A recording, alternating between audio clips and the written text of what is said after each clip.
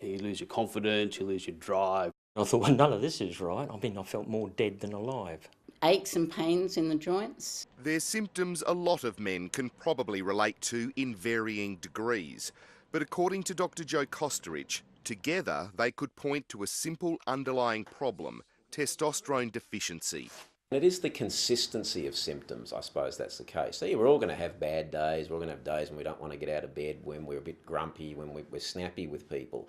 If that becomes days, turns into weeks, turns into months, then that's, I suppose, when an issue arises. The condition is sometimes misleadingly referred to as menopause. Manopause, or what is sometimes called male menopause, doesn't actually exist in the way that it is implied by that title. Women go through a process called menopause. All women go through that. But men don't have a similar occurrence in their lives that occurs to every man. Linda Byatt from the Wellman Centre has been campaigning for greater understanding of the condition affecting men.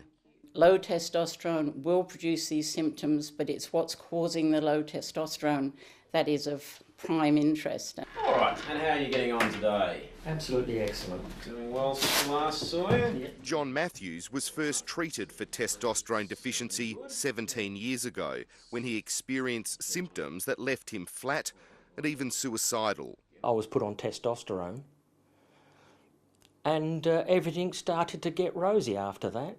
But what was more important was actually finding out why I was like I was. These days, John is a regular at the gym and has a renewed vigour for life. A million times better. I was capable of doing anything. That's how I felt. More like I was when I was 20.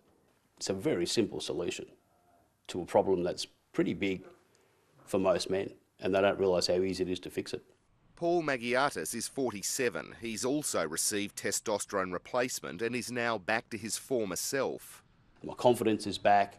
I do a lot more sports now. We go do a lot of events. We ride bikes a couple of times a week and we run a couple of times a week. I run 3 businesses.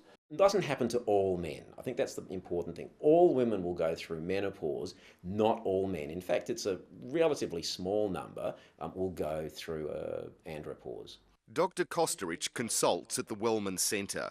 He says it's important to discover the cause of the deficiency, which could be injury or lifestyle related.